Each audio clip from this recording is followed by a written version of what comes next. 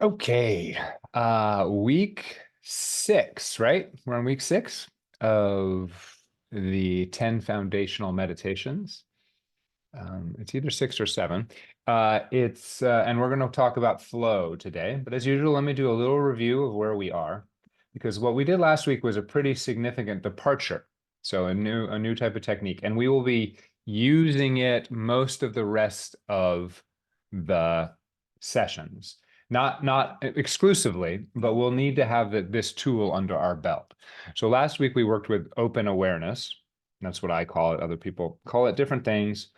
But the ability, we very concretely worked with it as a way of allowing our attention to wander, but still stay concentrated, which is counter to the sort of original way that we're taught what concentration is, and counter to the sort of classic breath meditation focus kind of way of thinking of meditating.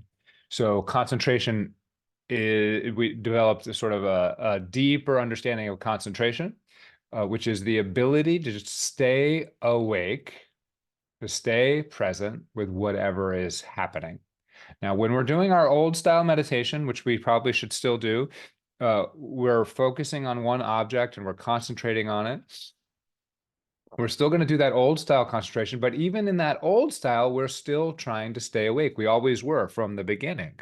And we've made it easier to stay awake by removing all the distractions in that old style meditation, right? Where we really concentrate on one thing. If we're just concentrated on the breath, then the distractions are less present, right? Because we keep coming back to this one object. And over time, we get stronger and stronger in that until we're just focusing on something that on its own may not have any big stories for us, right? Or very few, or fewer stories for us, fewer emotional attachments, fewer obstacles.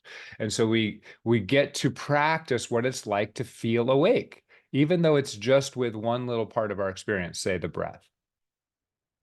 As we do that, we learn a lot about what we are. We learn a lot about ourselves. We learn a lot about what's possible for a human to experience, by picking one narrow part of our experience and being accepting of it, non-resistant to it, non-attached to it, awake with it. So it's actually a very big jump, though, to go to open awareness, where we are now going to stay awake to anything and everything that comes up. And you don't have to jump right to that, right? You can start to let your mind wander between a bigger part of the breath. Like I'll follow the breath anywhere in the body, for instance. Or you could just pick, I'm going to listen just to sounds, but anywhere in the world. Or I'm going to listen to sounds anywhere out in the world or in my head, right? But everything else is still, so you're still concentrating on a little bit, you're still narrowing down your attention a little bit, but you have uh, a looser attention that can sort of wander between different parts of that chosen space to focus on.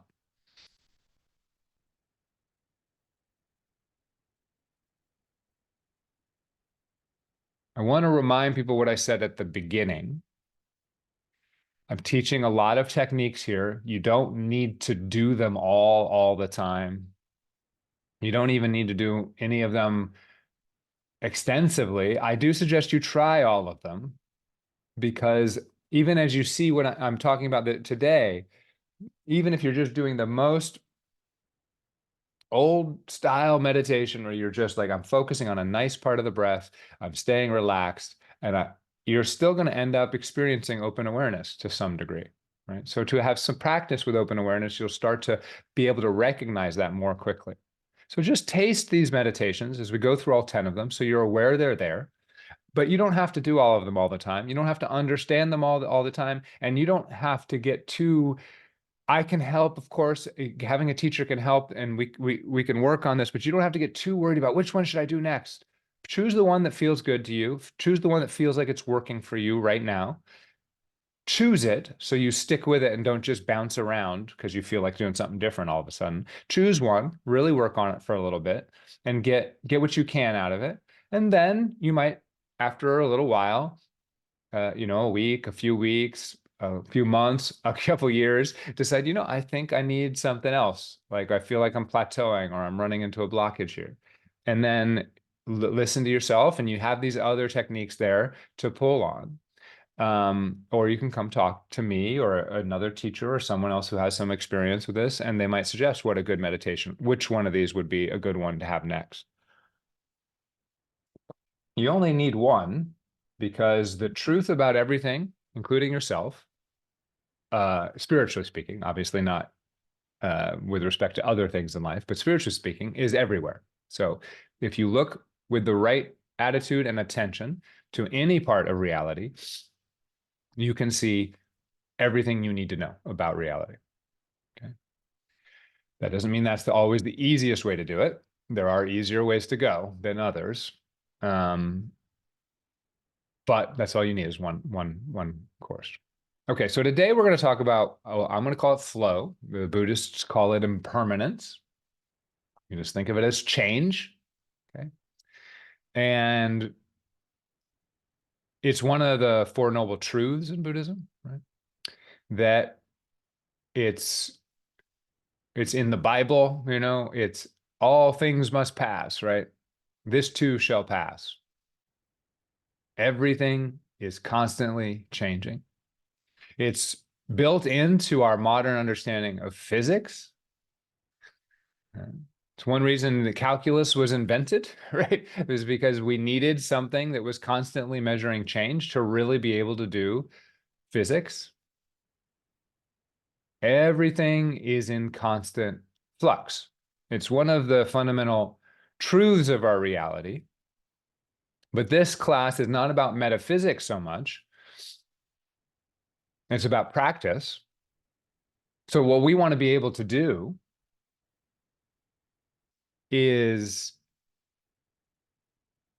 observe these realities in our present moment experience. So I don't want you to ever believe anything I or any other teacher says about reality, spiritually speaking, without going and checking it out for yourself. So you don't have to believe this. I'm going to sort of tell you it as a way of telling you what the benefits of this practice might be, but you can go check for yourself. Everything in our experience is constantly changing.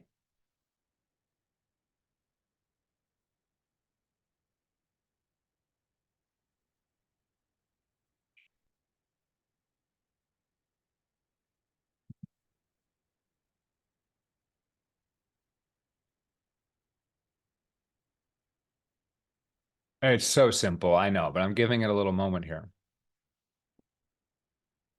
It's incredibly important, because one way of describing why we suffer is because we are not willing to accept that this fact about our nature, that everything in experience, in the experiential world, in our sensory world, in the external world, and then in our bodies, in our minds,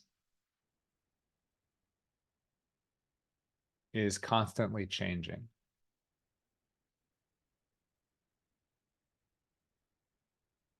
So what does that mean? If you say that this is me to any part of this reality, of this sensory world, then you are constantly either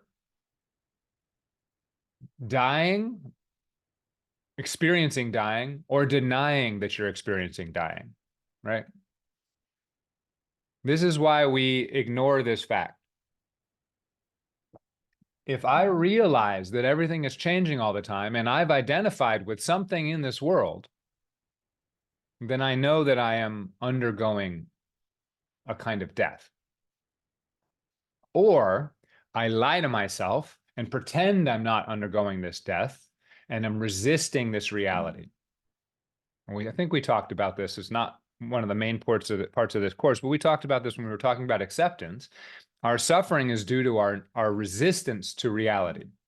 To put it really in grade school language, we suffer when we don't like something, right? We suffer when we don't like something that is happening, when we're resisting something that's happening. If we are constantly resisting the changing nature of the universe, we are going to constantly suffer. In order to be a person the way we normally think of ourselves as a person, we are normally resisting that. We're saying, no, I am Chris Kelly. I've been here since the beginning and I do this and I do that. I'm, I have these skills. Have these virtues. I have this wife or boyfriend or whatever, right? I have this amount of money. I have this level of health, whatever it is that I identify with is being taken away from me the second I identify with it. If I don't accept that fact, which most of us do not for these things we identify with, right? We set them solid. We say, this is me. It can't be taken away. If you took that away from me, I'd die, right? Then we're in a constant state of suffering with the basic reality that we exist in.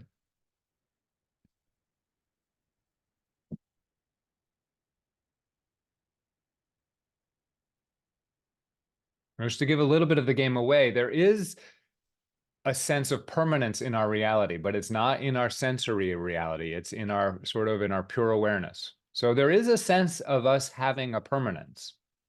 And that's why we make this mistake. But the problem is we apply that permanence to things that are not permanent. So there is a sense of our true self, our awareness, our whatever you want to call it, your soul, if you want to call it that, your consciousness, Atman, the witness. It's not really it, but it's close. That has a kind of permanence, non-changingness to it. But what we do is we sense that permanence about ourselves. We're like, I'm always here. Like I am always here. Whenever I check out anything in the universe, I'm there too, right? So there's something permanent here. It's me. But what we then do is apply that sense of permanence to things that are not permanent.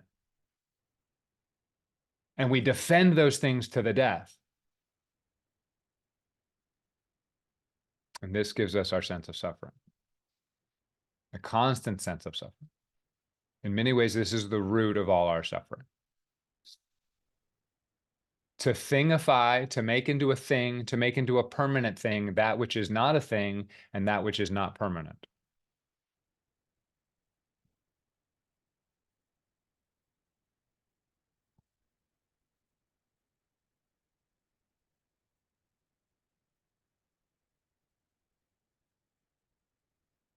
When we've already been talking about this, of course, keep talking about being present, right? Coming back into the present, a kind of a quality of beginner's mind, right? A kind of letting go of the past and future. These are all ways of accepting the changing nature of things. Who am I now? Doesn't matter what I thought I was in the past. If you really apply that, who am I now? You'll find you're just this awakeness. And that part of you is free of all the suffering.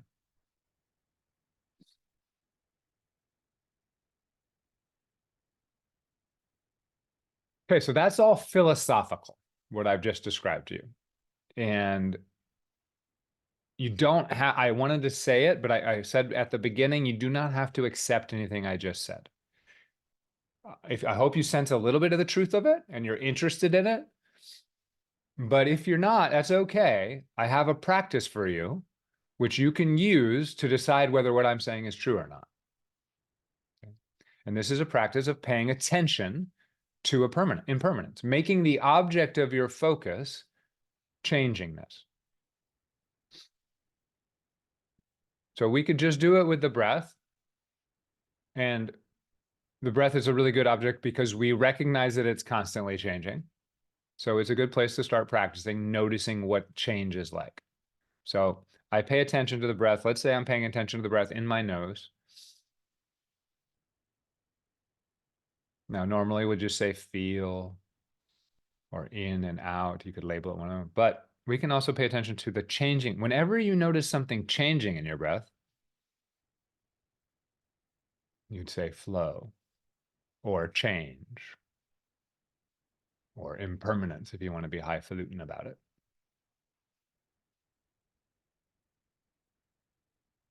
So at first, we are so stuck in our mind that we think a lot of things are not changing that are.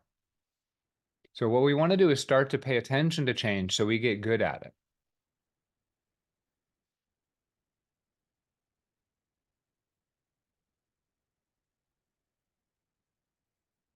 Eventually, you'll notice that the breath is changing all the way through. You know intellectually that the breath is changing all the way through, right? You know intellectually. It has to be. It's a continuous process. But at first, you might actually think, well, that temperature right there is staying exactly the same, right? Even as I breathe in. Or that, that pressure in this part of my sinuses just is really the same for a good long period of time. And that's fine. That's how our mind works. See, what our mind does is it tries to hold fixed things so it can keep control, so it can think about this complicated world. So what we're doing again, just as we've done all along, is dropping underneath our mental experience of the world. We've talked about this as narrative reality, but right now we're dropping underneath one part of our narrative reality, which is object permanence, right? That we're constantly trying to put a whole bunch of things into stable boxes and they'll just stay there so that we can think about other stuff. And we're going to practice being present to the point where we drop underneath that. We start to notice eventually that every microsecond of this breath, there is a change experience. Now, that might not happen right away. That happened over some time. And you notice that change, and you notice change, and you notice change, and you notice change, and you notice change.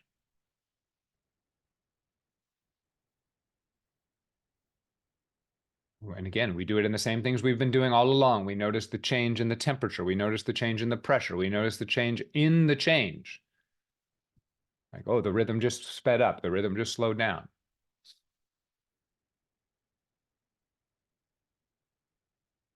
It changed locations, moved. Those are all types of changes. Now, that's practicing on the breath, but now we can practice it anywhere else. Audio, sound is really easy to realize that it's always changing. Listen to my voice, constant change. I can't speak to you. Sound is by its nature vibrations in air. It's constant change, but we actually can hear that change. We can hear that change all the time. To make a word, I have to say different sounds. It's got to change from one sound to the next. Can you notice the changing happening? It just never stops changing. He keeps talking and he never says the same sound over and over again. But can you hear it even if I go, ah, there's change all through that as well. Can you hear the vibration, the vibrato, the pitch, my inability to hold a pitch, right?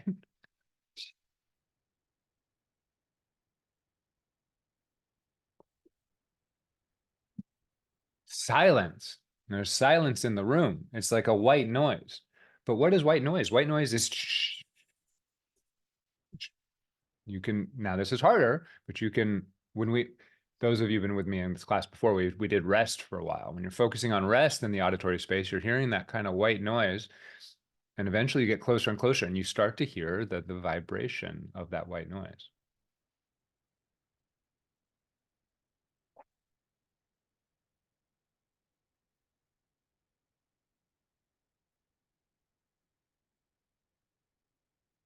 Okay, so the auditory space, everything's changing all the time. The feeling space, we already did breath, but where else is there change throughout our body? We might think, hey, I'm sitting still.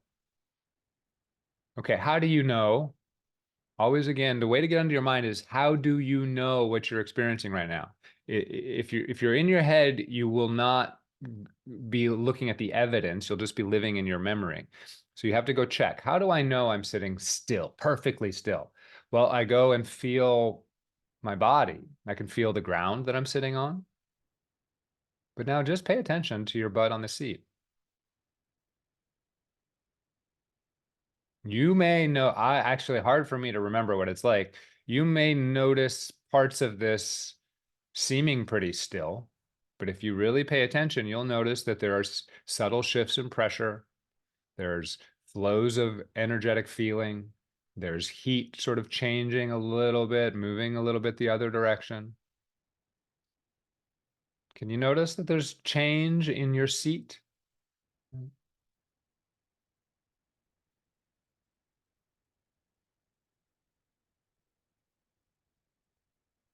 So you just have to zoom in closer. If you think something is perfectly still, you just zoom in a little bit closer. You look with a little more curiosity, and you'll notice the changingness.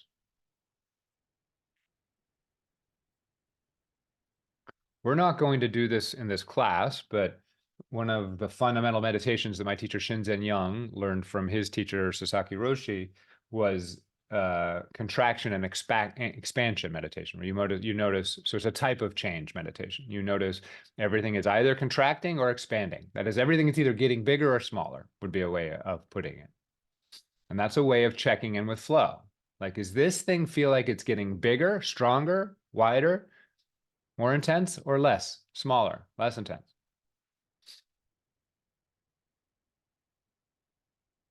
That is something you'll hear me use when we do work with emotional feeling that feels stuck. Okay? If something feels stuck, we'll often ask, what does that emotion want to do? How does it want to move? But if it feels really stuck, I'll often ask the next question will be, is it contracting? Does it want to get smaller and tighter, or does it want to expand? Does it want to break out and bust out? And again, you'll be able to answer that.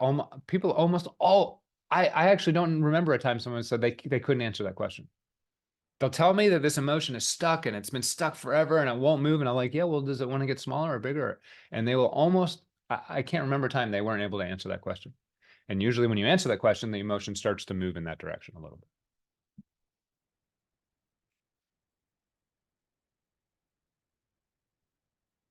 All right. One of the hardest places for us to notice the change is in our visual perception, because that's really the way we that's the way we model the world and hold it fixed, is with our visual model of the world, our three-dimensional visual model of the world. So like, there's a couch, it's permanent, right? There's a table, there's a floor, there's a painting, there's a computer. Those things are just sitting there. They're not changing, Chris, right? Yeah, you can tell me physics that they're all changing, but in my experience, they're not changing.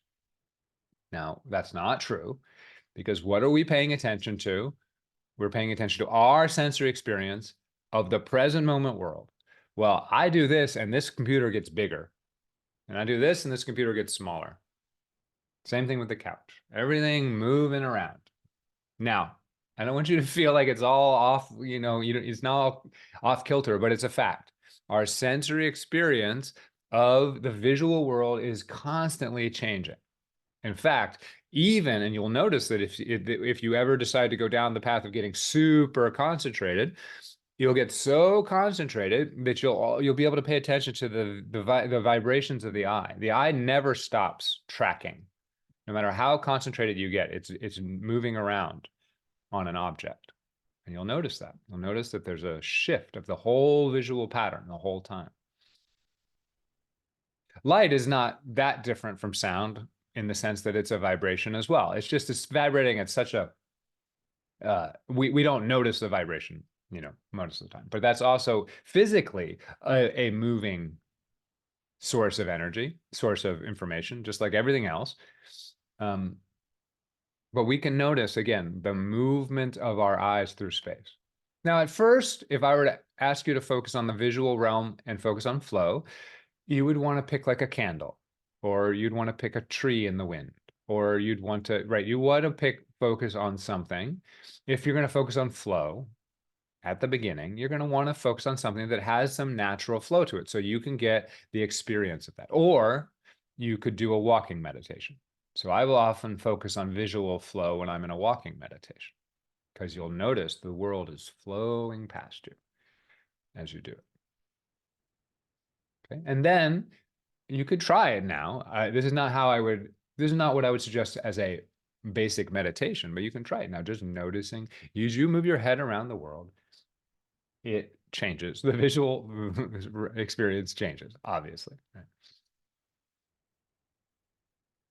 Okay.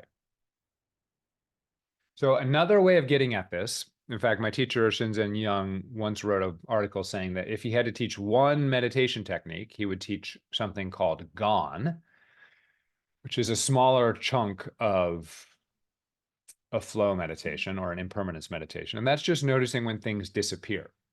And this is a good way to get in tune with flow or change. Just wait for something to disappear. And then you'll be like, oh, it's gone. That's a change.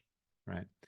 So when I go on a walking meditation, I'll often use gone instead of flow. And I'll just be walking along. And then, so say this microphone over here, see this microphone? I walk past the microphone, boom, it's gone.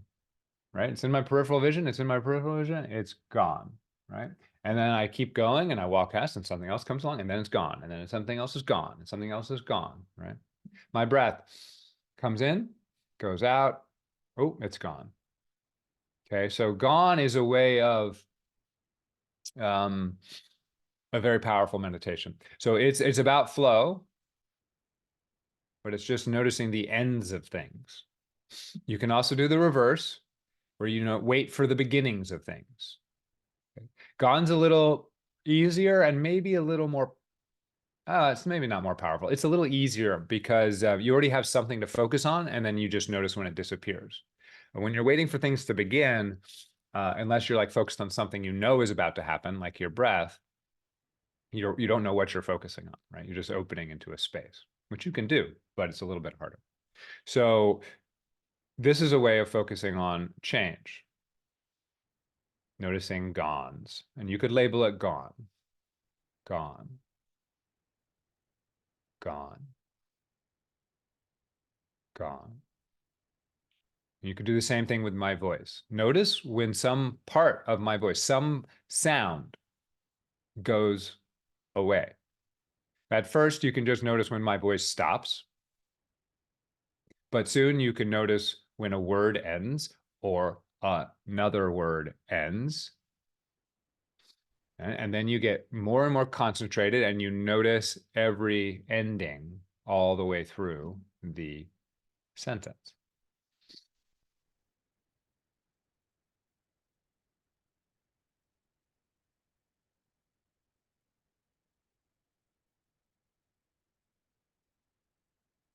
Okay, so what happens with this practice?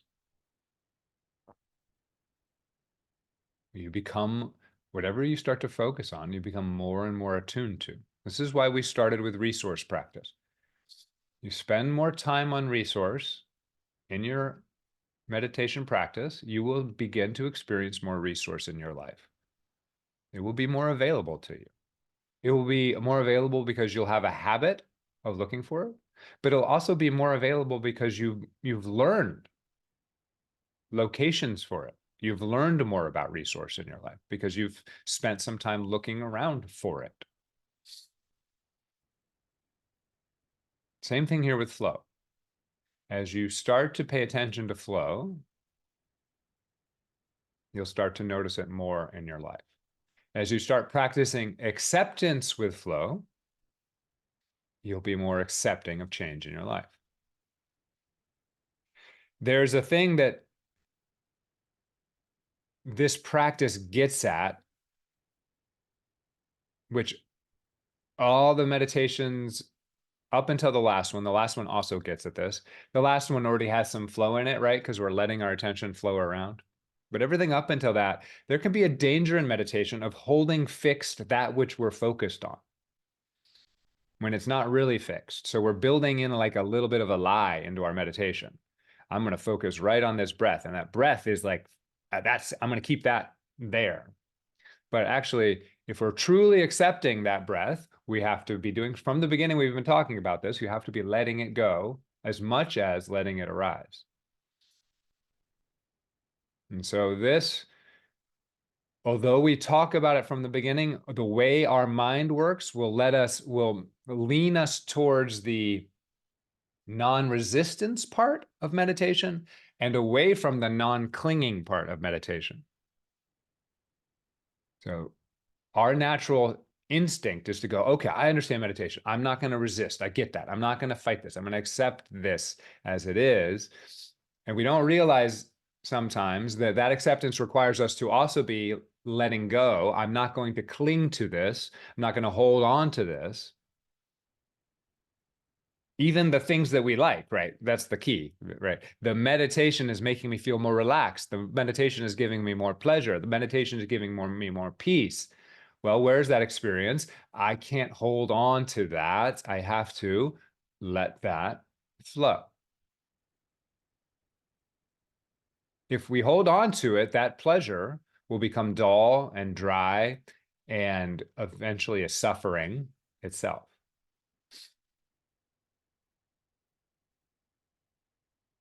It's one of the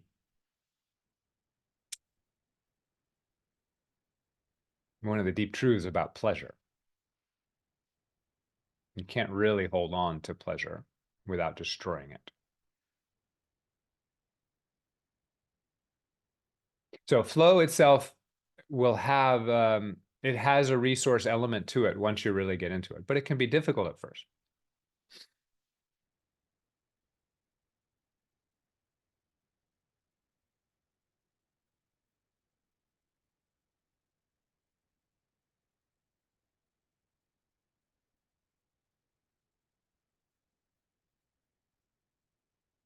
And this is very powerful because as you start to notice that everything is impermanent, what's that eating away at? Like a ocean surf hitting a cliff. It's slowly eating away at the idea that your idea of yourself is permanent. If you sit in meditation and you notice everything's changing, everything's appearing and disappearing, that includes everything you think is permanent about yourself.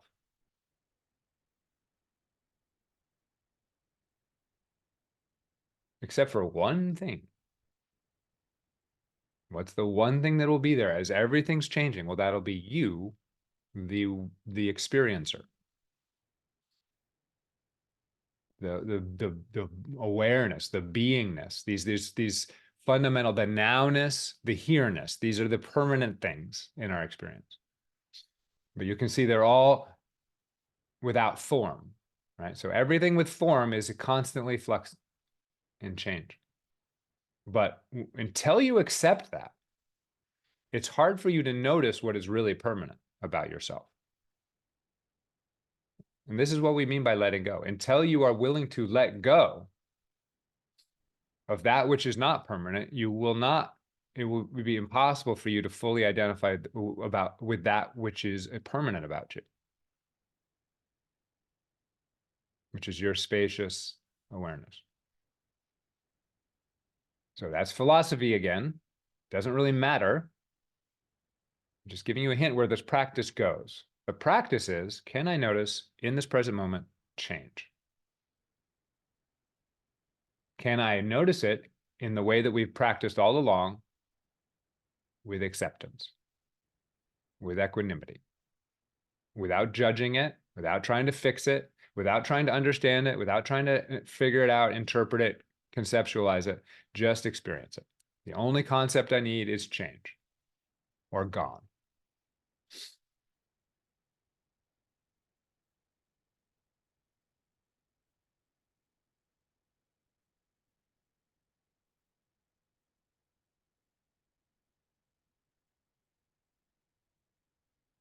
By the way,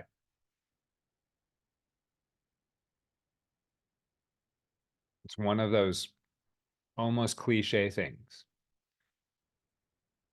But someone tells you the cliche, hey, look, this is going to pass. Everything's going to change, right?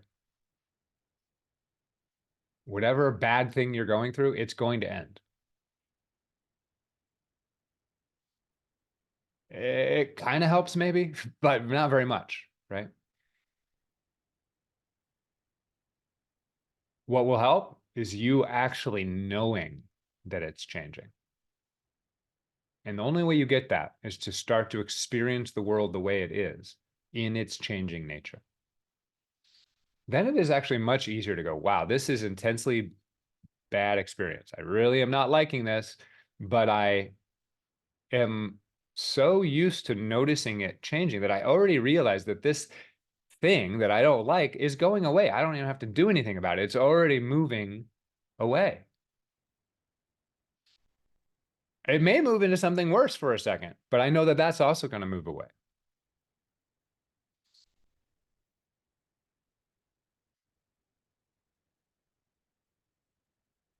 That on its own will not, for most of us, make it good,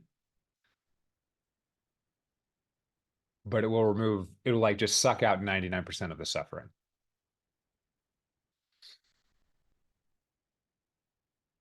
Okay, we're going to sit now. Um, let's just 2 minutes. 2 minutes. We'll come back and sit. Instagram. Yeah, you can stay for the sit. We're going to do a sit.